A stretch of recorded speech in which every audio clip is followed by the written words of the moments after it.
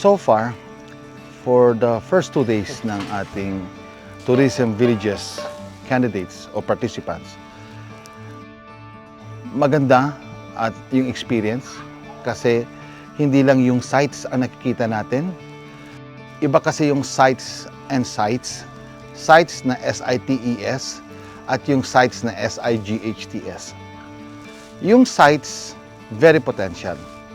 Pero yung sites SITES, ang kailangan natin dito yung accessibility ng pagpunta doon sa lugar na pinupuntiran natin.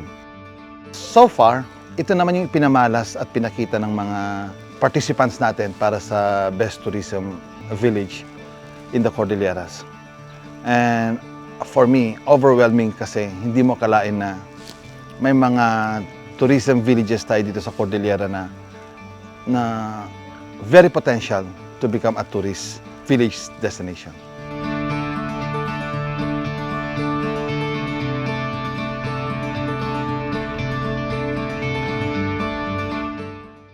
Bagumbayan is overlooking the riverbank, other barangays like Naning, the Heritage Village. So those are plus factors that will make us win the competition.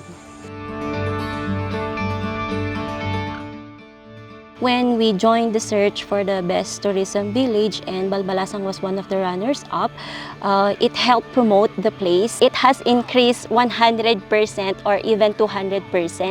That's why our tourist arrival, I can say for the first 6 months of 2023, is at least 200% compared from last year. So, coming from the DNR naman, so, syempre, environmental tayo. So, as we judge din, yun naman yung isang nakikita natin, lalo na kung ecotourism sites, ganon, or involved pa rin naman ang environment in our tourism sites. So, for me naman, ang mas tinitingnan din namin how is the solid waste management, ganon siya. So, yung iba nga rin po yung nakikita din, like kunwari dito na lang na community, kumusta naman ang septic tanks nila, ganon. And how is their water source, ganon siya. So, yung mga ginagawa ba nilang activities, how affected is our environment, like our water source. So this Best Tourism Village is actually giving us or making us to realize our mistakes or some improvements or some realizations na may mga kailangan pa kaming ayusin, kailangan naming baguhin, kailangan naming i-maintain. Ito nangyayari yung parang may i-maintain kami, may dapat kaming palitan or baguhin, and may kailangan pa kaming i-improve. That is the pinaka-importante na nakuha namin sa Best Tourism Village. So last year's tourist arrivals was I think somewhere between 19,000 for the whole year. It's actually a huge leap from pre-pandemic. It's 100% increase.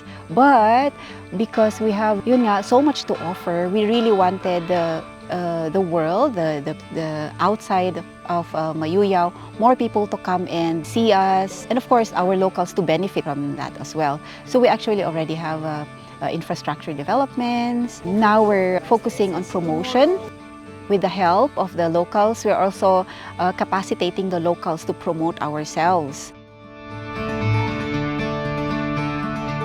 Ang role po ng DILG dito bilang parte ng assessment team is hindi lang po kasi physical beauty or physical aspect ang tinitignan natin dito. Meron din po tayong tinatawag na sustainable management. Under po nito, meron po tayong stakeholders engagement.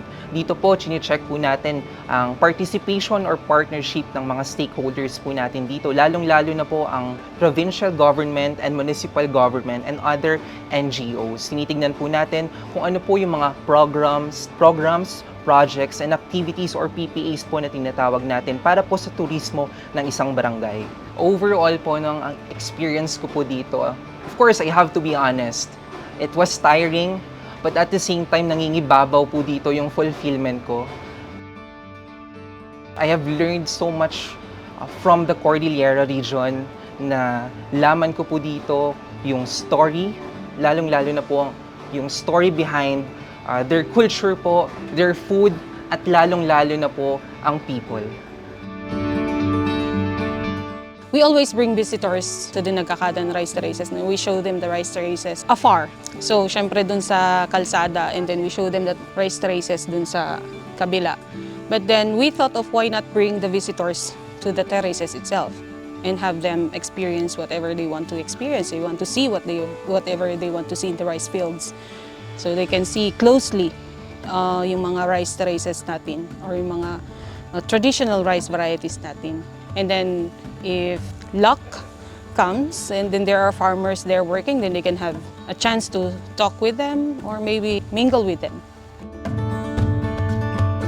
So actually, ka-open lang po ang tourism dito sa Tawang. From September, we have recorded at least 157 same-day tourists who visited this village. For this 2022, we have recorded 207 tourist arrivals, and that is same-day visitors. So we are planning that we offer other sites. Tourists can lengthen their stay here in this village. That tourist arrival, at least we can see that it has increased a bit, but we wanted to help more in promoting this village so that mas malaki pa po or mas marami pa po yung pwedeng pumasyal dito.